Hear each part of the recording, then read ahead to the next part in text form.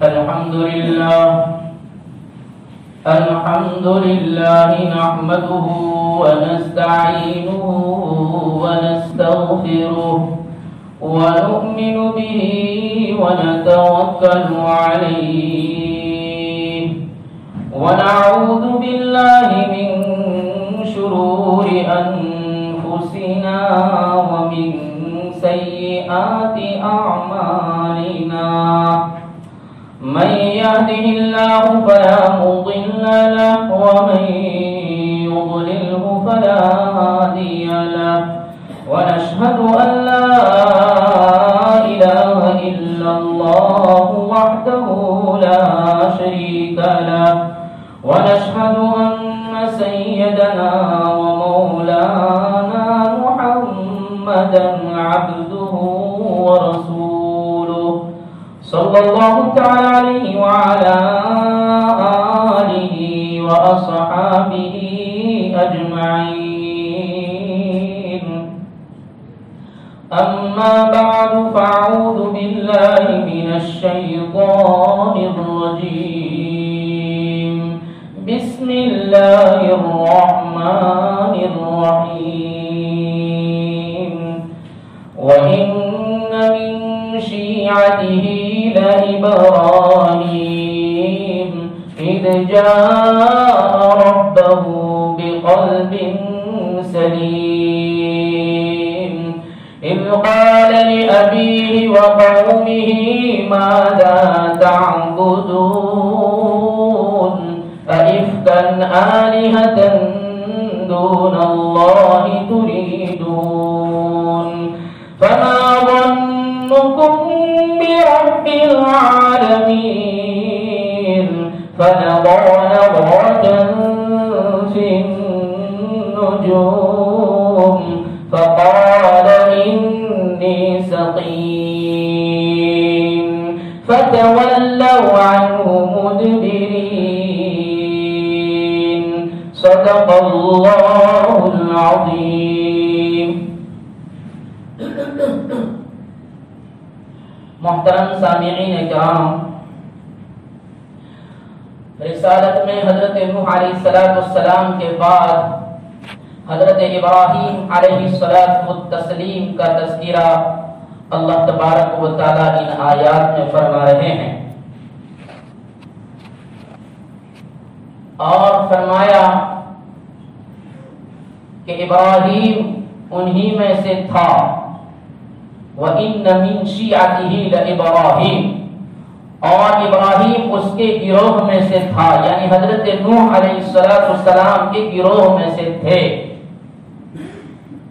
حضرت نوح علیہ السلام کے خاندان سے اور انہی کے مذہب پر حضرت ابراہیم علیہ السلام تھے، اس لیے فرمایا وَإِنَّ مِن شِيعَتِهِ لَإِبْرَاهِيمَ، انہی کے گروہ میں سے یعنی نوح علیہ السلام کی جماعت میں سے اور گروہ میں سے حضرت ابراہیم علیہ السلام بھی ہیں۔ اور حضرت ابراہیم علیہ السلام کا تذکرہ اللہ تبارک و تعالی اس سورہ شریفہ میں اس اعتبار سے فرما رہے ہیں کہ ابراہیم قلب سلیم لے کر حاضر ہوئے، اپنے رب کے پاس آئے قلب سلیم لے کر، اذ جاء ربہ بقلب سلیم، قلب سلیم سوا ہوا دل، بنایا ہوا دل، منور دل اور آراستہ کیا ہوا دل، اس دل کے ساتھ اپنے رب کے پاس آئے۔ مطلب یہ ہے کہ حضرت ابراہیم علیہ السلام ہر قسم کی بد عقیدگی، فاسد نیت اور ہر قسم کی بد اخلاقی سے پاک ہو کر اللہ کی عبادت میں مشغول ہوئے۔ ایک جا اللہ کے پاس آئے مطلب اللہ کی عبادت کرنے لگے، اور ساتھ ساتھ اپنے باپ اور اپنی قوم کو بھی توحید کی طرف لانے کی محنت اور توحید کی طرف اور بدعقیدگی سے، بد اخلاقی بات کرنے کا طریقہ اور اسلوب کہ کہاں کس طریقے سے بات کی جائے، بد اخلاقی کو دور کیا جائے، اخلاق پیدا کیے جائیں، اس سے منزہ اور مبرہ کر کے امت کو اللہ کی طرف عبادت کی طرف لانا، اس کو کہتے ہیں اذ جاء ربہ بقلب سلیم۔ اب مفسرین فرماتے ہیں قلب سلیم کہتے کس کو ہے؟ کہا جاتا ہے۔ تو بعض مفسرین فرماتے ہیں ہر قسم کی بدعقیدگی کو، غلط مانیتاؤں کو، غلط عقیدوں کو، فاسد اور بگڑی ہوئی نیتوں کو اور بد اخلاقیوں کو چھوڑ دینا، اس کو کہتے ہیں قلب سلیم۔ اور بعضوں نے فرمایا کفر، شرک، نفاق، کینہ، حسد، جھوٹ، حب جاہ، حب مال، اس سے دل کو پاک کرنا اور توحید اور ایمان سے دل کو لبریز کرنا اور ہر قسم کی بد اخلاقی کو دور کرنا، اس کو قلب سلیم کہتے ہیں۔ اور بعضوں نے فرمایا شرک کا شائبہ تک نہ ہو اور بالکل توحید بھری ہوئی ہو اس دل میں، اس کو قلب سلیم کہتے ہیں۔ اور پھر فرمایا گیا حضرت ابراہیم علیہ السلام قلب سلیم والے اس لیے تھے کہ ایک مرتبہ ابراہیم علیہ السلام بکریاں چرا رہے ہیں اور بکریوں کا چرانا یہ نبیوں کی سنت ہے، اس لیے اللہ کے رسول صلی اللہ علیہ وسلم نے فرمایا اونٹوں والوں میں سختی ہوتی ہے، ان کے دل سخت ہوتے ہیں، قساوت قلبی اونٹوں والوں میں ہوتا ہے اور بکریوں والوں میں دل کی نرمی ہوتی ہے۔ اس لیے انبیاء کے پاس بکریاں چروائی گئی تاکہ دل نرم رہے اور دل کے اندر سختی پیدا نہ ہو، اور جب دل نرم ہوگا تو ہی تو پیغام پہنچا سکیں گے، دل میں نرمی ہوگی تب تو کسی کی سن سکیں گے، ورنہ دل سخت ہو تو اس کی دعوت کیسے چلے گی، اس کا پیغام کیسے چلے گا؟ جس کو بات کرنے کا طریقہ ہی نہ آتا ہو کہ کس کے سامنے کس طریقے سے بات کرنی چاہیے، جب اس کو بات کرنے کا سلیقہ ہی نہ آتا ہو تو اس کی دعوت کیسے چل سکتی ہے؟ اس لیے انبیاء کے پاس بکریاں چروائی گئی تاکہ دل میں نرمی باقی رہے۔ ابراہیم علیہ السلام بکریاں چرا رہے تھے اور ایک آدمی ان کے پاس سے گزرا اور اس آدمی نے گزرتے گزرتے فرمایا سبحان ذی الملک والملکوت، سبحان ذی العزت والعظمت والہیبت والکبریاء والجبروت۔ یہ کلمات پڑھتے پڑھتے گزرا، ابراہیم بکریاں چرا رہے ہیں، کانوں میں آواز گھل گئی، کانوں میں رس گئی، بس گئی، آواز سنا، بکریاں چراتے چراتے اس آدمی کی طرف دھیان لگایا، گزرنے والے کو آواز دی اور گزرنے والے اتنے پیارے کلمات بول کر ایسے ہی کیسے گزر جاتا ہے، دل خوش ہو گیا، کانوں کو لذت مل گئی، ایمان تازہ ہو گیا، دل کی دنیا بس گئی اور دل کے اندر سلیمیت آ گئی، سلامتی آ گئی، قلب سلیم چاہیے، صبر ہوا دل چاہیے۔ تیرے جملوں نے، تیری صدا نے، تیری آواز نے دل کو سلیم بنا دیا۔ آجا آجا، واپس بلایا، قریب بلایا، قریب بلا کر کہا تیری آواز بڑی پیاری، تیری بولنے کا ڈھنگ بہت اچھا، تیری زبان سے کلمات بہت اچھے لگے، ایک مرتبہ اور سنا دے۔ مفسرین فرماتے ہیں کہ اس آدمی نے کہا مفت میں نہیں بولتے، مفت میں نہیں ہوتا، محنت ہوتی ہے اس میں، تو بولوں تو صحیح لیکن اس کا معاوضہ چاہیے۔ ہاں، بولنے میں، تھکنے میں، محنت کرنے میں وقت بھی لگتا ہے، حد سے وقت ہوتا ہے، وقت لگتا ہے، تو اس کا معاوضہ چاہیے، مفت کا نہیں سنائیں گے۔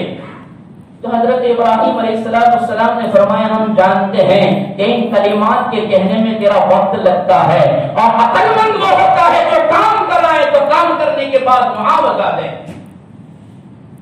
بلوائے تو بولنے کے بعد اس کو نذرانہ دے، تو میں تجھے نذرانہ دوں گا، بول ایک مرتبہ بلا دے، کیا دو گے نذرانے میں؟ پہلے تنخواہ نقدی کرو،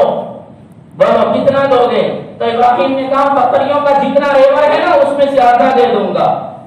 لو،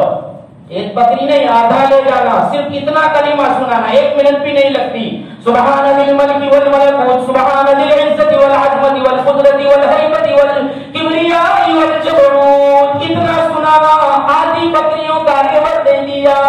پھر کہا ہے ایک اور مرتبہ سنا سنا دے، اس لیے کہ قلب سلیم ہے، اس کو دین کی بات سننے میں مزہ آتا ہے۔ میرا دل بگڑا ہوا اس لیے کنٹالا آتا ہے، تنگ ہو جاتے ہیں، بور ہو جاتے ہیں، تھوڑی دیر کے بعد اونگنے لگتے ہیں، جھونکے مارتے ہیں، اور کتنے تو کہتے ہیں تھک گئے سنتے سنتے۔ ابراہیم ایک ہی بات بار بار سننے کے لیے تقاضا کر رہے ہیں، ایک مرتبہ سنا، دوسرا کوئی واقعہ نہیں، دوسرا کوئی بیان نہیں، یہ سناؤ، یہی سننا ہے۔ پھر کیا دے، کہا دوسرا آدھا ریور دے دیں گے، دوسرے آدھے ریور کے سودے پر پھر سنایا، یہ تسبیح سنائی، یہ کلمات سنائے، ریور پورا ہو گیا، لیکن دل کی اندر کی لگن ابھی پوری نہ ہوئی۔ فرمایا ایک اور مرتبہ سنا دو، اللہ وجہ دینے کے لیے تمہارے پاس کیا ہے؟ کہاں بکریاں ہیں، بکریاں چرانے والے چرواہے کی ضرورت تجھے پڑے گی، تو کیا خود چرائے گا؟ نہیں نہیں، چرواہا چاہیے، ہم چرواہے بنیں گے تمہاری بکریوں کے، تم آقا ہم غلام بنیں گے۔ لیکن سنا دو، اس کی کبریائی، اس کی تسبیح بیان ہو رہی ہے۔ ایک مرتبہ اور سنانے کی بات کی تو کہنے لگے ابراہیم آپ نے ہمیں آدمی سمجھ لیا، انسان تصور کر لیا، لیکن ہم انسانیت سے مبرہ ہے، ہم تو اللہ کے فرشتہ تھے، اللہ کا میں تو فرشتہ ہوں، میں تو آپ کا قلب سلیم دیکھنے آیا تھا۔ اذ جاء ربہ بقلب سلیم، کیا آپ کا دل تو قلب سلیم ہے، سوا ہوا دل ہے، تو دیکھنے آئے تھے کہ اللہ کتنا بسا ہے، توحید کتنی اسی ہے، اور کفر و شرک نفاق حسد کفر کینہ حب مال حب جان سے کتنے مبرہ ہو، کتنے پاک ہو، اسی کو دیکھنے آئے تھے۔ رہنے تو بکریاں بھی، رہنے تو سب کچھ دیکھ لیا، آپ کا قلب سلیم ہے۔ اس لیے ابراہیم علیہ السلام نے ایک اور جگہ پر تذکرہ فرمایا گیا، وَلَا تُخْزِنِي يَوْمَ يُبْعَثُونَ يَوْمَ لَا يَنفَعُ مَالٌ وَلَا بَنُونَ إِلَّا مَنْ أَتَى اللَّهَ بِقَلْبٍ سَلِيمٍ۔ وہاں کرنسی نہیں چلے گی، روپیہ پیسہ نہیں چلے گا، نوٹیں نہیں چلے گی، سکے نہیں چلیں گے، اور اولاد بھی نہ کام آئے گی، تو پھر کیا کام آئے گا؟ إِلَّا بِقَلْبٍ سَلِيمٍ۔ کفر و شرک سے، نفاق سے، حب جان، حب مال سے دل کو پاک رکھا، توحید کو بسایا، وہی کا قلب سلیم، سوا ہوا دل کام لگے گا۔ اس لیے حدیث بیان فرمائی اس کے تحت میں یہ غزوہ تبوک کا موقع تھا، اور ہم نے بار بار سنا اور سنتے ہیں، لیکن جیسے فرشتے نے بار بار سنایا، ہمیں بھی بار بار سنانا چاہیے، تاکہ اندر پیوست ہو اور اس کا یقین آئے۔ تبوک کے موقع پر جب مانگا چندہ اور مانگی تعاون اور مدد کہ مالی مدد کرو، اور میرے آپ جیسے عمرہ نہیں تھے، میرے آپ کے زمانے میں اللہ نے جو دیا ہے اتنا نہیں تھا، لیکن پھر بھی جذبہ یہ تھا، قلب سلیم وہ تھا، سنورا ہوا دل تھا، جانتے تھے کہ اندر وہ ہونا چاہیے جس نے پیدا کیا ہے، تو سب نے اپنی اپنی حیثیت سے قربانی دی، سب کچھ لے آئے، آدھا لے آئے۔ عثمان نے 600 اونٹ مال سے لدے ہوئے بھرے ہوئے پیش کیے، اور 1000 دراہیم اپنی آستین میں بائیں میں چھپا کر لائے، اور وہ بائیں میں چھپا کر آستین میں چھپا کر جو دراہیم لائے تھے 1000 تھے، اور 1000 اس زمانے میں اربوں خربوں کی تعداد میں۔ فرمایا 1000 دراہیم کو آستین میں چھپا کر لائے تھے، اور سیدھے آئے نبی کریم صلی اللہ علیہ وسلم کے پاس۔ نبی کریم صلی اللہ علیہ وسلم بیٹھے ہوئے تھے، اللہ کے رسول صلی اللہ علیہ وسلم کی گود میں، کھوڑے میں، اللہ کے رسول صلی اللہ علیہ وسلم کی گود میں انہوں نے وہ دراہیم ڈال دیے، رکھ دیے۔ اللہ کے رسول صلی اللہ علیہ وسلم نے وہ دراہیم دیکھے، سکوں کی شکل ہے وہ دیکھے، اللہ کے رسول صلی اللہ علیہ وسلم اس کو اچھال رہے ہیں۔ روایت میں لکھا کہ اللہ کے رسول صلی اللہ علیہ وسلم ان سکوں کو، ان دراہموں کو اپنی گود میں، اپنی پیراہن میں اچھال رہے ہیں اور اچھال اچھال کر مسکراتے ہوئے ہنستے ہوئے کہہ رہے ہیں عثمان اگر آج کے بعد کوئی گناہ بھی کرے تو قتل نہیں ہوگی، اگر عثمان سے آج کے بعد کوئی لغزش بھی ہو جائے تو وہ قابل گرفت نہیں ہوگی، آج سے وہ بری ہے۔ اتنا بڑا کون بشارت دے رہا ہے؟ محمد رسول اللہ صلی اللہ علیہ وسلم کہ یہ وہ قربانی ہے، یہ وہ قلب سلیم ہے کہ 600 اونٹ سامان سے لدے ہوئے دیے ہیں، پھر بھی دل اندر سے کہتا ہے یہ ابھی تھوڑا ہے، اور میں تھوڑا دے کر بھی سمجھتا ہوں بہت کچھ دیا ہے،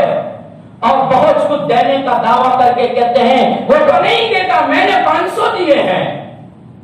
میں 500 دے کر مالک بن جاتا ہوں، اور وہ سب کچھ دے کر بھی کہتے تھے کہ کچھ نہیں ہوا، جان دی ہوئی اسی کی تھی، حق تو یہ ہے کہ حق ادا نہ ہوا، سب کچھ دے کر بھی یہ کہتے تھے۔ اسی کو قلب سلیم کہا گیا کہ اللہ کے رسول صلی اللہ علیہ وسلم نے گارنٹی دے دی کہ عثمان کا دل سنور دیا ہے، قلب سلیم بن گیا ہے، اللہ نے جس دل کا مطالبہ کیا ہے، جس سنورے ہوئے دل کا مطالبہ ہے، وہ دل حضرت عثمان کا بن گیا۔ ابو بکر کا تو ہے ہی، عمر کا تو آدھا دیا، عثمان کو دے دے کر اپنے دل کو سنوار دیے ہیں کہ آنے والا جب بھی نبی کے دروازے پر آتا، نبی کے پاس تو کچھ نہیں ہوتا تھا، تو نبی حوالے میں یہ نہیں کہتے کہ ابو بکر کے پاس چلا جا، یہ نہیں کہتے کہ عمر کے پاس چلا جا، یہ نہیں کہتے کہ عبد الرحمن بن عوف بہت مالدار ہے اس کے پاس چلا جا، اللہ کے رسول صلی اللہ علیہ وسلم یہ نہیں فرماتے کہ فلانے کے پاس چلا جا، جب بھی کوئی آتا سائل کو واپس نہ کرتے فرماتے میرے پاس تو اس وقت کچھ نہیں ہے، لیکن عثمان کے پاس جا، اور عثمان کے پاس جا کر کہتے محمد رسول اللہ صلی اللہ علیہ وسلم نے بھیجا ہے، جہاں میں تجھے وکیل بنا کر بھیجتا ہوں، اور عثمان کے پاس جا کر میرے نام کا حوالہ دے دینا، بس نام میرا ہوگا کام تیرا بن جائے گا۔ عثمان کے پاس جاتے ہیں، دروازے پر پہنچتے ہیں، اندر سے میاں بیوی کے لڑنے کی آواز آ رہی ہے، اور عثمان بیوی پر خفا ہے، اور عثمان بیوی پر جھڑک رہے ہیں، شرم نہیں آتی، ایک دیا سلائی کو دیواری، ایک دیا سلائی کو تو نے جلا دیا۔ وہ سائل کہتا ہے نبی نے کس کے پاس بھیجا جو ایک دیا سلائی کے زیادہ جلنے پر اپنی بیوی پر خفگی کر رہا ہے، اپنی بیوی کو ڈانٹ رہا ہے، وہ میرا کام کیا کرے گا؟ لیکن بھیجا اس نے ہے نا، بھیجا نبی نے ہے، دروازے پر دستک دی، نوک کیا،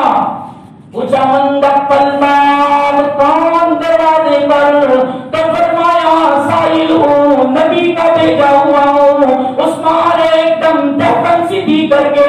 ایک دم غصے کو پی کر کے، مسکراہٹ کے ساتھ چہرے کی اور آنکھوں کی لالی کو بھی پھل پھوڑ دور کر دیا۔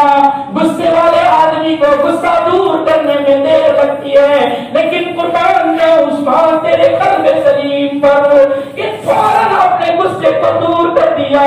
اور اپنا صبر کا دھون پی کر دروازے پر پہنچے، کنڈی کھولی، دروازہ کی اور کھولا، پوچھا میرے نبی نے بھیجا، کیوں بھیجا ہے؟ مجھے ضرورت ہے اور میں احتیاط لے کر آیا ہوں، اور مجھے ضرورت ہونے کی وجہ سے نبی کے پاس گیا، نبی نے آپ کا حوالہ دیا، حضرت عثمان نے کہا اندر آ جاؤ، نہیں اندر نہیں آ سکتے، ہم یہی کھڑی رہتے ہیں، اس لیے کہ بنگلہ تھوڑی تھا، جھونپڑا ہے، اندر میں عثمان کی بیوی بھی ہے، ہم باہر کھڑے رہتے ہیں۔ وہ باہر کھڑے سوچ رہا ہے، اندر گئے ہیں کیا کریں گے، کتنا لائیں گے، کیا لائیں گے، تھیلی پر کر لائے اور وہ تھیلی تھما دی اور کہاں لے جاؤ۔ اس نے اس کا وزن دیکھا تو کہنے لگا یہ کیا دیا ہے، کھول کر دیکھ لیں، کھول کر دیکھ لیں، کھول کر دیکھا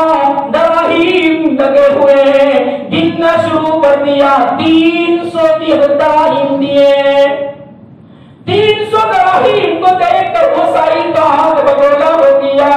اور اس کی آنکھوں میں آنسو آ گئے۔ اس کی آنسو کو دیکھ کر عثمان نے کہا کیوں متعجب ہو، کیوں حیران ہو، کیوں اچنبے میں پڑے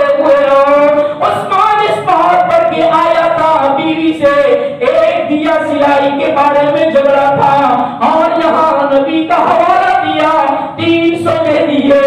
عثمان نے روتے ہوئے فرمایا او اللہ کے بندے، وہ میرا مسئلہ بیوی کے ساتھ جو تھا وہ دیا سلائی فضول ہوئی تھی، اس لیے میں نے جلتا، اور یہ جو دے رہے ہیں ہم اللہ کے نام پر دے رہے ہیں، اس لیے ہم سوچا نہیں کرتے، گنا نہیں کرتے، دے دیا کرتے ہیں، تبھی جا کر تو دل سنورا کرتے ہیں۔ حضرت عثمان رضی اللہ عنہ ذی النورین رضی اللہ عنہ کہ قلب سلیم بنا لیا تھا، اسی کا تقاضا قرآن کر رہا ہے۔ یہ صرف عثمان کے لیے نہیں تھا، یہ ابراہیم کے لیے نہیں تھا، یہ میرے اور آپ کے لیے بھی تھا، سلیمان بن عبد الملک کے لیے بھی تھا کہ سلیمان بن عبد الملک بنو امیہ کی خلافت کا ایک شان و شوکت والا بادشاہ تھا اور رعب اور دبدبے والا بادشاہ تھا۔ مدینہ منورہ پہنچا اور مدینہ منورہ پہنچ کر اس نے کہا مجھے کسی اللہ والے کی ملاقات کراؤ، کسی بزرگ کی ملاقات کراؤ۔ ابو حاتم رضی اللہ عنہ اس وقت کے مدینہ کے بزرگ تھے، ابو حاتم سے ملاقات کرائی گئی۔ سلیمان بن عبد الملک ابو حاتم سے کہہ رہے ہیں ہمیں کچھ نصیحت کرو، مرنے کے بعد کیا ہوگا، ہمیں مرنے کا کیوں ڈر لگتا ہے۔ سلیمان بن عبد الملک حاتم سے کہہ رہے ہیں، ابو حاتم رضی رحمت اللہ علیہ سے، کہ ہمیں مرنے کا خوف کیوں لگ رہا ہے، کوئی موت کی بات کرتے ہیں تو ڈر لگتا ہے، مرنے کی بات پر ڈر کیوں لگتا ہے، مرنا اچھا کیوں نہیں لگتا۔ تو سلیمان بن عبد الملک کو ابو حاتم رحمت اللہ علیہ فرما رہے ہیں تم نے دنیا کو دل میں بسا لیا ہے، دنیا کی لذتوں کو بسا لیا ہے، دنیا کا مرکز بن گیا تمہارا دل، اور تم نے فنا ہونے والی دنیا کو اپنے دل میں بٹھا لیا، باقی رہنے والی آخرت کو چھوڑ دیا اور بھلا دیا، آخرت کی نعمتوں کو بھلا دیا، اللہ کا استحضار نہ رہا، اللہ کو دل میں نہ بٹھایا، تمہارا دل قلب سلیم نہ بنا، جس کی وجہ سے تمہیں مرنے سے ڈر لگتا ہے، موت کی باتوں سے خوف لگتا ہے، اس لیے ہوتا ہے۔ سلیمان بن عبد الملک نے پوچھا کہ مرنے کے بعد اچھے لوگ کیسے اللہ کے پاس جائیں گے، کس حالت میں جائیں گے؟ تو ابو حاتم رحمت اللہ علیہ فرماتے ہیں جن کے دل سورے ہوئے ہیں، جن کے دلوں میں اللہ ہے، قلب سلیم والے ہیں، وہ اس طرح جائیں گے جس طرح ایک مسافر سفر کر کے آتا ہے اپنے وطن اپنے گھر کی طرف، تو اس کو بھی خوشی ہوتی ہے اور اس کے آنے پر اس کے گھر والوں کو بھی سرور ہوتا ہے اور اس کے گھر والے بھی مستی میں آ جاتے ہیں اور خوشیاں مناتے ہیں کہ ہمارا مسافر آ گیا، اتنے سالوں کے بعد ہمارا عزیز آ گیا، جس پر وہ بھی خوش، اس کے گھر والے بھی خوش ہوتے ہیں۔ اسی طریقے سے جب قلب سلیم والا اللہ کے پاس جائے گا وہ بھی خوش ہوگا اور اللہ بھی خوش ہوں گے،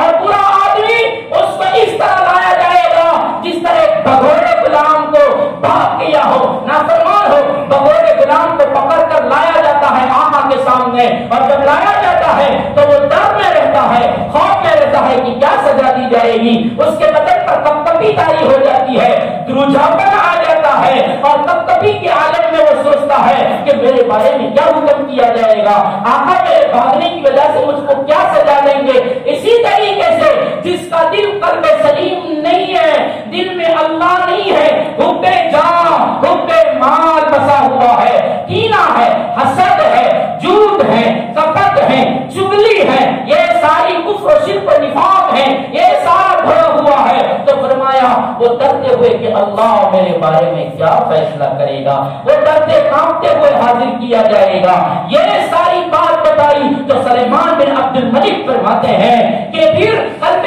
سلیم کیسے بنایا جائے؟ تو فرمایا اللہ کو اندر بساؤ، قلب سلیم بنے گا اور قلب سلیم تمہیں نجات دے گا، ورنہ یہ مال دولت اولاد اگر ان کو صحیح استعمال نہ کیا تو یہی مال تمہارے گنجا سانپ بنے گا، اور وہی مال تمہارے گلے میں ڈالا جائے گا، اور وہی مال تمہیں سانپ کی شکل میں ہار بن کر جب لگے گا تم پوچھو گے کیا بلا ہے، تو وہ کہے گا میں تیرا مال ہوں، اس مال کو تو بڑے پیار سے گن گن کر رکھتا تھا، دل میں بسایا تھا، تیرا جی نہیں چاہتا تھا گائے پھیر میں لگانے کو، اور وہ اولاد جس کی صحیح تربیت نہ کی گئی، ان کو شریعت سنت سمجھایا نہ گیا، ان کو ایمان توحید سمجھائی نہ گئی، اور ان کو آوارہ چھوڑ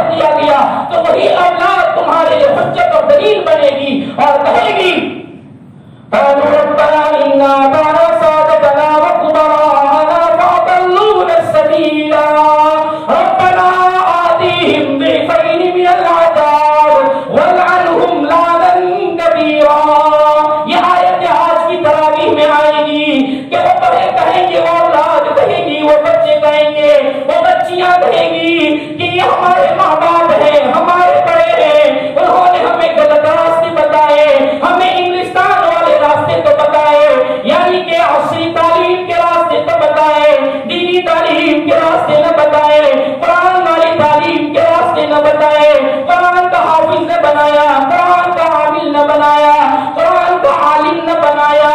اور ہمیں صرف دنیا کی تعلیم ہی سمجھائی۔ اِنَّا أَطَعْنَا سَادَتَنَا، ہم نے پیروی کی ہمارے ماں باپ کی، ہمارے بڑوں کی، فَأَضَلُّونَا السَّبِيلَ، انہوں نے ہمیں راستوں سے گمراہ کر دیا۔ رَبَّنَا آتِهِمْ ضِعْفَيْنِ مِنَ الْعَذَابِ، اے ہمارے رب ان کو دگنا عذاب دے، ہمارے باپ کو، ہماری ماں کو دگنا عذاب دے، ڈبل عذاب دے۔ اولاد یہ اللہ تبارک و تعالیٰ سے مطالبہ کرے گی کہ ان کو ڈبل سزا دے، اس لیے کہ اولاد کی تربیت نہ ہوئی۔ یوم لا ينفع مال ولا بنون الا من اتى الله بقلب سلیم، جب دل سنور جاتے ہیں تو قلب سلیم چھٹکارا دیا کرتا ہے، اور قلب سلیم کے ذریعے سے اللہ جنت کے فیصلے کیا کرتے ہیں۔ اسی کا اللہ تبارک و تعالیٰ نے اس آیت میں ذکر فرمایا۔ یہ قلب سلیم کس کو کہتے ہیں؟ میں نے آپ کو واقعات کے ذریعے سے، حوالوں کے ذریعے سے بتا دیا۔ اس کے بعد اللہ تبارک و تعالیٰ حضرت ابراہیم علیہ السلام کی توحید کا درس بیان فرما رہے ہیں۔ توحید کا درس کہ ابراہیم نے عقلی دلائل کے ذریعے سے اپنی قوم کو جو توحید سمجھائی اس کا ذکر فرما رہے ہیں، اور پہلی آیت میں فرمایا اذ قال لأبيه وقومه ماذا تعبدون، عقلی دلیل کے ذریعے سے سمجھ میں آوے، دل بھی سمجھے، عقل بھی سمجھے، آدھا بھی مانے، ایسی دلیل کے ذریعے سے توحید کا سبق دے رہے ہیں، درس توحید خلیل اللہ دے رہے ہیں۔ اذ قال لأبی، پہلے اپنے باپ کو، اور ہمارا حل ساری دنیا میں تبلیغ کریں گے، ساری دنیا میں دعوت کے لیے جائیں گے، اور گھر کا دیوالا نکل رہا ہے اس کو نہیں دیکھیں گے۔ بیٹا نافرمان ہے کبھی باپ نہیں کہے گا کہ نماز پڑھنے چل۔ اور یہاں کیا فرما اذ قال لأبیہ، اپنے باپ کو سب سے پہلے گھر سے، وانذر عشیرتک الاقربین، نبی کریم صلی اللہ علیہ وسلم کو بھی اللہ نے فرمایا اپنے گھر سے شروع کرو، پہلے اپنا گھر پھر دوسرے۔ گاؤں میں دعوت کے لیے، اور بیرون بھی گئے، اندرون بھی گئے، قریا قریا گئے، گاؤں گاؤں گئے، بستی بستی گئے، شہر در شہر گئے، اور گھر گھر گئے، اور نہیں گئے تو اپنے گھر میں نہیں گئے، اپنے گھر میں نہیں کہا اذ قال لأبیہ وقومہ ماذا تعبدون، توحید کا پہلا سبق اپنے باپ سے، اور کہا اے میرے قوم، اے میری قوم، تم کس چیز کی عبادت کرتے ہو؟ ماذا تعبدون، کس چیز کی عبادت کرتے ہو؟ جس چیز کو اپنے ہاتھوں سے بناتے ہو اسی کی عبادت کرتے ہو، اور اس کو بھول جاتے ہو جس نے تمہیں پیدا کیا ہے۔ مفسرین فرماتے ہیں یہاں حضرت ابراہیم علیہ السلام کے باپ کا نام نہیں لیا، لیکن ایک جگہ پر غالباً سورہ انعام میں اللہ تبارک و تعالیٰ نے ابراہیم کے باپ کا نام بھی بتایا ہے۔ اذ قال ابراہیم لأبیہ آزر اتتخذ اصناما، تو آزر بتایا۔ بعض مفسرین فرماتے ہیں آزر ان کے چچا تھے، اور ان کے باپ کا نام تارخ تھا، تارخ تھا، لیکن صحیح اور حقیقت یہ ہے کہ حضرت ابراہیم علیہ السلام کے باپ ہی کے دو نام ہیں، ان کے باپ کا اصل نام آزر ہے، اور ان کے باپ کا لقب جو ہے وہ تارخ ہے،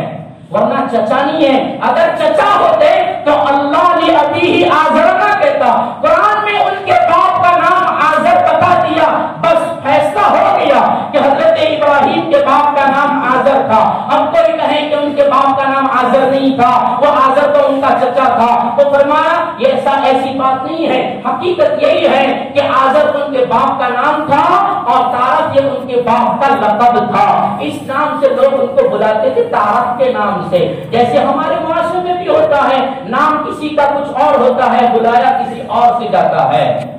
نام اس کا محمد ہے اور لوگ بابو کہتے ہیں، حالانکہ بابو اس کا نام نہیں ہے، یہ تو اس کا لقب ہے، اس کا نام تو اصل میں دوسرا ہی ہے. اسی طریقے سے آزر ان کے باپ کا اصل نام ہے اور تارخ یہ ان کے باپ کا لقب ہے. تو یہ ان کے باپ حضرت ابراہیم علیہ السلام دعوت دے رہے ہیں اور اپنی قوم کو بھی دعوت دے رہے ہیں اور توحید سمجھا رہے ہیں. تو توحید کے سمجھانے کا انداز اس طریقے سے تھا کہ حضرت ابراہیم علیہ السلام آگے توحید بیان کرتے ہوئے فرما رہے ہیں اَإِفْكًا آلِهَةً دُونَ اللَّهِ تُرِيدُونَ.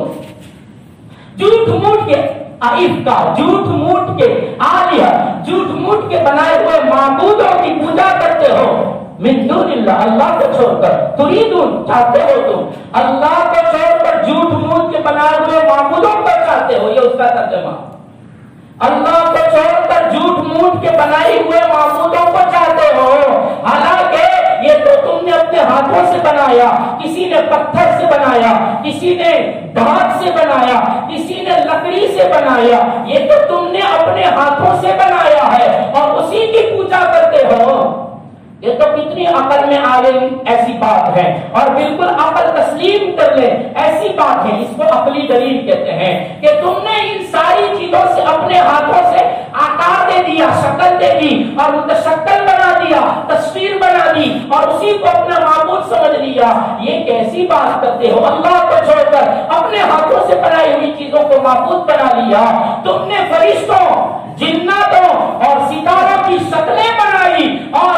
ان کی شکل میں مجسمے بنائے اور پھر اسی کی عبادت کرتے ہو. یہ ایک ایسی ناقابل سمجھ بات کرتے ہو, عبادت کرتے ہو اور ایسے معبودوں کو, ایسی چیزوں کو معبود بنایا ہے اور حقیقی معبود کو بھول گئے ہو جس نے سارے عالم کو بنایا ہے, جو سارے عالم کا رب ہے. فما ظنکم برب العالمین, تمام جہانوں کے رب کے بارے میں تمہارا گمان کیا ہے؟ کیا تم یہ سمجھتے ہو کہ سارے جہان کو پالنے والے اللہ کے پاس جانا نہیں ہے اور اس کے سامنے حساب کتاب نہیں ہے, تمہیں عذاب نہیں دے گا؟ کیا تمہارا یہ گمان ہے؟ تم نے یہ سمجھ رکھا ہے, یہ سوچ رکھا ہے اور تم نے ان معبودوں کو, ان پتھروں کو, دھات کو, لکڑیوں کو اور ستاروں جناتوں کو تم نے اپنا معبود بنا لیا ہے. یہ تمہاری کیسی سمجھ ہے؟ یہ توحید ان کو سمجھا رہے ہیں. اتنے میں قوم نے سمجھا کہ ابھی اگتی جوانی ہے ابراہیم کی. مفسر نے لکھا ابھی اگتی جوانی ہے, کم عمری ہے اور ایسی باتیں کر رہا ہے, عقل کو اڑا دے ایسی باتیں کر رہا ہے. اس کا کوئی علاج ہونا چاہیے. ابھی چھوٹا ہے اس لیے اس کو ہمارے ساتھ ہمارے میلے میں لے لینا چاہیے, ہمارے جشن میں لے لینا چاہیے, ہمارے تہوار میں لے لینا چاہیے. کیونکہ تہوار میں آئے گا اور تہوار میں آ کر وہ ہماری رسم و رواج کو دیکھے گا اور ہماری عبادت کرنے کا ڈھنگ دیکھے گا. تو پھر اس کے اوپر یہ سارا منظر دیکھے گا تو اس کے اوپر اثر ہوگا, وہ متاثر ہوگا اور پھر وہ ہمارے عقائد کے مطابق اپنی زندگی بنائے گا, اپنے طریق کو ہماری طرح بنائے گا. اس لیے ضروری ہے کہ اس کو ہمارے ساتھ لے لینا چاہیے. ہم اس کو دعوت دیں, ہم اس کو بتائیں اور اس کو مؤثر کرنا ہے تو اس کو ہمارے ساتھ لینا ہی ہوگا. اس لیے کہ ہمارے جشن کا دن, ہمارے تہوار کا دن آ رہا ہے, کل ہے, آج رات میں اس کو سمجھانا ہے. وہ ہمیں توحید کی دعوت دیں, ہم اس کو خود دعوت دیں اور ہماری دعوت پر اثر ہونی چاہیے. اس لیے فرمایا دعوت دینے والا جو داعی ہو نا, اس کی دعوت میں اثر ہونا چاہیے, اس کی بات میں زور ہونا چاہیے, وزن ہونا چاہیے, خوشخوشی دعوت نہ ہو. یہاں ان لوگوں نے, قوم ابراہیمی نے یہ مشورہ کیا کہ ہم اس کے پاس جا کر اس کو دعوت دیں تاکہ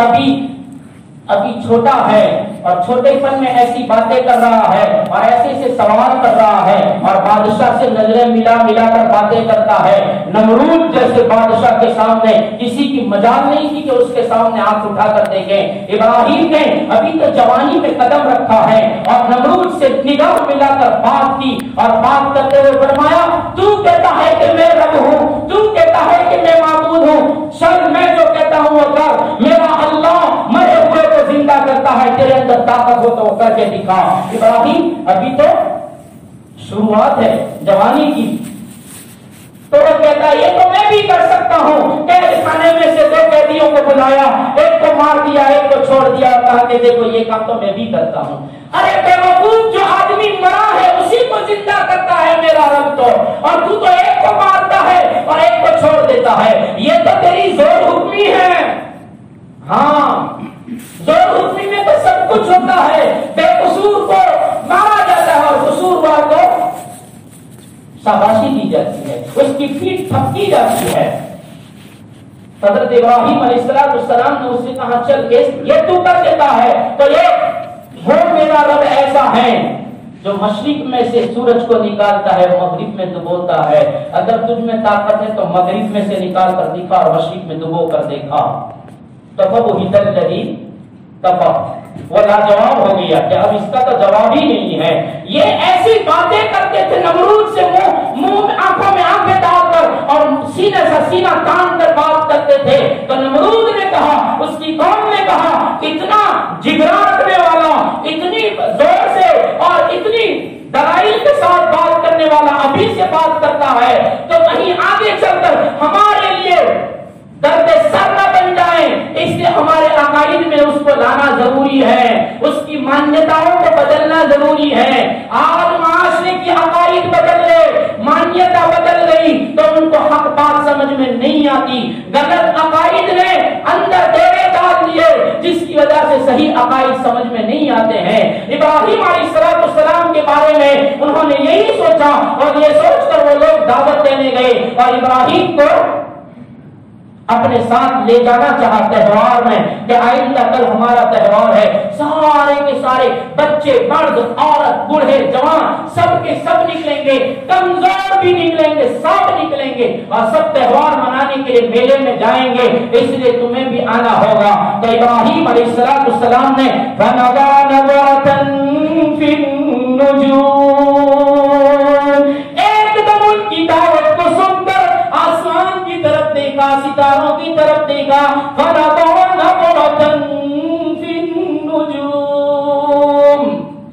نجوم کی طرف, ستاروں کی طرف, سیاروں کی طرف نگاہیں اٹھائی اور نگاہیں اٹھانے کے بعد ان کو جواب دیتے ہوئے فرمایا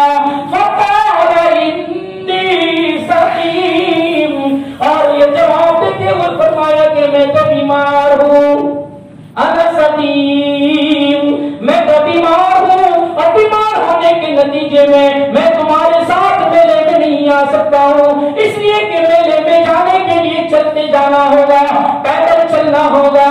اور پیدل چلنے آنے جانے میں اور برابر کی آرام نہ ملنے کی وجہ سے تھک جاؤں گا, تھکان کی وجہ سے میری طبیعت اور زیادہ بگڑے گی, اس لیے میرے اندر آنے کی طاقت اور استطاعت نہیں ہے. فقال انی سقیم, میں تو بیمار ہوں. یہ کہہ دیا. ابراہیم کے جواب کو سن کر اس کو معذور سمجھ لیا. فتولوا عنہ مدبرین, دعوت دینے کے لیے آنے والے ان کی دعوت میں پھسپھساہٹ تھی تو انہوں نے انا سقیم کا جواب سن کر واپس آ گئے. کوئی بات نہیں, معذور ہو کر رہو گھر پر, ہم جاتے ہیں, تمہیں آنے کی ضرورت نہیں ہے. اور ابراہیم علیہ السلام نے جب انہوں نے دعوت دی, اس دعوت سے پہلے ہی دماغ میں ایک منصوبہ تیار کر دیا تھا, ایک کھاتا بنا لیا تھا اور یہ تیار کر لیا تھا کہ تم تہوار منانے جاؤ گے, میں تمہارے بتوں کی تہوار مناؤں گا اور تمہارے بتوں کی مرمت کروں گا, تمہارے معبودوں کو سبق سکھاؤں گا اور تمہیں بھی سبق سکھاؤں گا کہ معبودان باطلہ کون ہے اور معبود حق کون ہے, اس کی تمیز تمہیں بتانا ہے. اس لیے تم جاؤ, تم تمہارا کام تہوار مناؤ, میں بھی تہوار مناؤں گا اور تمہارے بتوں کی مرمت کروں گا. تو اب یہاں مفسرین نے بڑی بحث کی ہے اور فرمایا فَنَظَرَ نَظْرَةً فِي النُّجُومِ, حضرت ابراہیم علیہ السلام نے ستاروں کی طرف دیکھا تو اس سے یہ اشکال پیدا ہوتا ہے کہ حضرت ابراہیم علیہ السلام نے ستاروں کی طرف دیکھ کر کیوں جواب دیا. تو اس کے جواب میں فرمایا گیا, ایک جواب یہ دیا گیا کہ حضرت ابراہیم علیہ السلام کو جب یہ کہا گیا کہ ہمارے ساتھ میلے میں چلو، تو اس معاملے میں ایک دم حضرت ابراہیم علیہ السلام سوچ میں پڑ گئے، اور سوچنے میں ان کی بلا اختیار آنکھیں آسمان کے ستاروں کی طرف اٹھ گئی۔ اور یہ معاملہ آج بھی ہوتا ہے، ہر ایک سے ہوتا ہے، جب بڑا غور و فکر طلب معاملہ ہوتا ہے تو انسان سوچتے سوچتے آسمان کی طرف دیکھتا ہے۔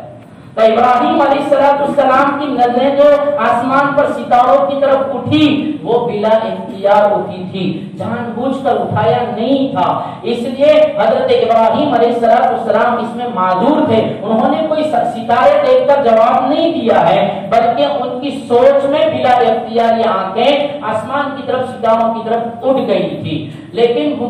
بعض مفسرین فرماتے ہیں قرآن تو حقیقت کو بیان کرتا ہے، اور جو چیز ضروری ہوتی ہے اس کو بیان کرتا ہے، بلا ضرورت کی بکواس قرآن نہیں کرتا۔ اور قرآن نے تو کہا فَنَظَرَ نَظْرَةً فِي النُّجُومِ، ابراہیم نے ستاروں کی طرف دیکھا تو کوئی تو حقیقت ہوگی، کوئی تو وجہ ہوگی کہ ابراہیم نے ستاروں کی طرف دیکھا،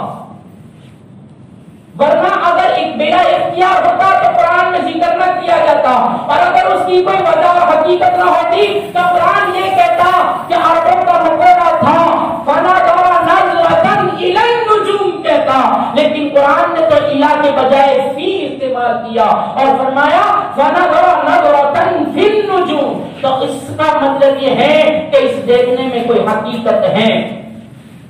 تو اس کا جواب دیتے ہوئے فرمایا گیا ہاں حقیقت ہے، اور حقیقت یہ ہے کہ حضرت ابراہیم علیہ السلام سے پہلے وہ قوم صابی کہلاتے، صابی، اس کو صابی کہا جاتا تھا، اور صابی اس کو کہتے ہیں جو ستاروں کو مانتے ہیں، نجوم کو مانتے ہیں، اور اپنے اوقات کی اور اپنے کاموں کا تعین، اپنے کاموں کا طے اور نقی کرنا بھی ستاروں کی گردش سے کیا کرتے تھے۔ ستاروں کی چال دیکھ کر، ستاروں کے عدلنے بدلنے سے، اگر گرمی میں ادھر ہے اور سردی میں ادھر ہے اور ستارے بدلتے رہتے ہیں، تو فرمایا ستاروں کی گردش پر وہ اپنے کاموں کا تعین کیا کرتے تھے، اپنے کاموں کو نقی کیا کرتے تھے، اور وہ ستارہ پرست تھے، اور وہ ستاروں کو اور نجومی کو مانتے تھے۔ اس لیے حضرت ابراہیم علیہ السلام نے ستاروں کی طرف دیکھا تاکہ ان کے گمان میں یہ بات پیدا ہو جائے کہ ابراہیم جو جواب دے رہا ہے۔ صحیح انوار القرآن نے اور صحیح معارف القرآن نے لکھا کہ حضرت ابراہیم علیہ السلام کے ستاروں کی طرف دیکھنے کے بعد جواب دینے میں اس قوم کو یہ یقین ہو جائے کہ ابراہیم جو نہ آنے کی مجبوری بیان کرتا ہے وہ صرف ہوائی بات نہیں ہے اور بیکار بات نہیں ہے، بلکہ وہ ستاروں کی چال کو دیکھ کر جواب دے رہا ہے کہ میں سقیم ہوں، اس لیے حقیقت میں وہ بیمار ہوگا، اس لیے ہمیں اس کو معذور سمجھنا چاہیے اور اس کو چھوڑ دینا چاہیے۔ اور حضرت ابراہیم علیہ السلام کا اس طرح کرنے پر ابراہیم علیہ السلام تو نجومیت کو نہیں مانتے تھے، ان کا عقیدہ نجومیت کا نہیں تھا، اور نہ ابراہیم علیہ السلام نے اپنی زبان سے یہ کہا ہے کہ ستارے دیکھ کر میں کہہ رہا ہوں کہ میں بیمار ہوں۔ حضرت ابراہیم نے تو ستاروں کی طرف دیکھا اور جواب یہ دیا کہ انا سقیم، میں بیمار ہوں، اور اس میں ستاروں کا کوئی ذکر نہیں کیا، اس لیے اس میں شرک کا بھی سوال ہی پیدا نہیں ہوتا ہے۔ بہرحال حضرت ابراہیم علیہ السلام نے یہ جواب دیا اور کہا انا سقیم۔ اس کے بعد سقیم کس کو کہتے ہیں اور سقیم کیوں کہا؟ ابراہیم علیہ السلام کیا یہ بولے ہیں وہ جھوٹ ہے یا کچھ اور ہے؟ اس کو کیا کہتے ہیں، وہ اس کی تعریف کیا ہے، وہ انشاءاللہ زندگی باقی ہے تو آئندہ سنیں گے۔ اس کے بعد وہ قوم میلے سے آئی، کیا ہوا، ابراہیم علیہ السلام کے ساتھ کیا کیا گیا، اللہ نے بھی کیا کیا، وہ ساری باتیں زندگی باقی ہے تو آئندہ کل سنیں گے۔ اللہ تبارک یقین کامل نصیب فرماتے اور عمل کی توفیق عطا فرمائے۔ بسم اللہ الرحمن الرحیم، الحمد للہ لک الحمد کلہ ولک الشکر کلہ بیدک الامر کلہ والیک یرجع الامر کلہ اللهم لا نحصي ثناء عليك أنت كما أثنيت على نفسك يا ربي صل وسلم دائما أبدا على حبيبك خير الخلق كلهم يا أرحم الراحمين ارحمنا ويا أكرم الأكرمين أكرمنا يا ذا الجلال والإكرام يا ذا الجلال والإكرام يا ذا الجلال والإكرام اللهم اغفر لنا اللهم اغفر لنا وارحمنا اللهم اغفر لنا وارحمنا اللهم اغفر لنا وارحمنا اے اللہ مغفرت کر دیجئے رحم فرما دیجئے اے اللہ مغفرت کی اشرے کی یا اللہ رات دن اور رات پورے ہونے آ رہے ہیں یا اللہ 70واں روزہ ہو گیا یا اللہ مغفرت کے اشرے کا آج 7واں دن ہے اے اللہ رحمت کی چادر تان دیجئے مغفرت فرما دیجئے یا اللہ ہم نے ہاتھوں کو اٹھایا ہے اور مولا کریم چہروں کے سامنے اپنے ہاتھوں کو کیا ہے اے اللہ اس امید پر کہ آپ جھولیوں کو بھرنے والے ہیں اے اللہ جھولیاں بھر دیجئے معافی کا معاملہ کر دیجئے یا اللہ جمعہ کی مبارک ساعتیں ہیں یا اللہ وہ ساعت وہ گھڑی اس وقت ہمیں عطا فرما دیجئے اور ہماری مانگیں پوری کر دیجئے اے اللہ آپ کے سوا کسی کا محتاج نہ بنائیے یا اللہ ایمان کی سلامتی کے ساتھ جلائیے یا اللہ قلب سلیم عطا فرما دیجئے اے اللہ قلب سلیم عطا فرما دیجئے قلب سلیم بنانے کی محنتیں کرنے کی توفیق عطا فرمائیے یا اللہ بگڑے ہوئے دل کو بنا دیجئے یا اللہ دل کے اندھے پن کو دور کر دیجئے یا اللہ دل کے اندھے پن کو دور کر دیجئے یا اللہ حسد بغض کینہ کفر غیبت چغلی یا اللہ ان ساری مہلک بیماریوں سے حب جاہ حب مال سے کفر شرک نفاق سے اے اللہ دلوں کو پاک فرمائیے اے اللہ توحید سے لبریز فرما دیجئے ایمان سے بھرپور کر دیجئے یا اللہ دل کو نور ایمانی سے منور اور جگمگاتا کر دیجئے اے کریم آقا راضی ہو جائیے راضی کرنے والے اعمالوں کی توفیق دے دیجئے اقرار ہے اعتراف ہے تسلیم کرتے ہیں مانتے ہیں کہ بدعمالیوں نے حالات بگاڑے ہیں ہماری زور حکمیوں نے اور ہماری بکواسوں نے ہماری غلط اتواریوں نے ہماری بد اخلاقیوں نے ہماری بد کرداریوں نے اے اللہ نظام بگاڑ دیا ہے اے اللہ ہمیں معاف فرما کر اخلاق حسنہ اخلاق کریمہ اخلاق عظیمہ یا اللہ سارے کے سارے عطا فرما دیجئے اور مولا کریم حالات کو سازگار کر دیجئے یا اللہ ہاں بیماری ہے اس کا اقرار ہے یہ آپ ہی کی طرف سے ہے اے اللہ آپ بچائیں تو ہی بچ سکتے ہیں بچا لیجئے یا اللہ لاکھ تدبیریں کر لے لیکن آپ نے تقدیر میں لکھ دیا ہے تو ہو کر ہی رہے گا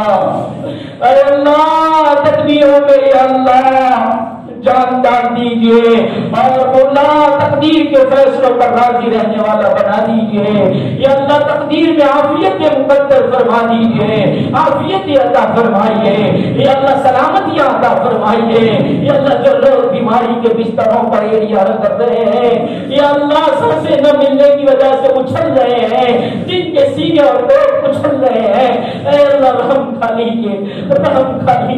یا اللہ جمعہ کی مبارک گھڑیوں میں آپ سے رحم کی التجا کرتے ہیں اور عافیت مقدر فرما دیجئے یا اللہ سانسیں بحال کر دیجئے یا اللہ زندگی کی روڑی کو لمبی کر دیجئے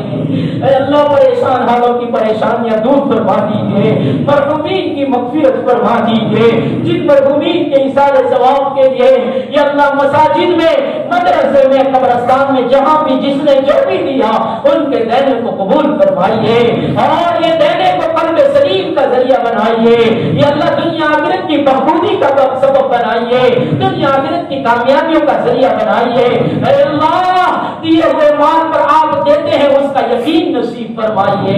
اے اللہ مانگا وہ بھی عطا فرمائیے مانگنے سے لگا اپنی شان عطا فرمائیے حاجت ضرورت اپنے فضل سے پوری فرمائیے دعاؤں کو اپنے فضل سے نبی کریم صلی اللہ علیہ وسلم کے صدقے طفیل میں قبول فرمائیے وصلی اللہ علی النبی الکریم برحمتک یا ارحم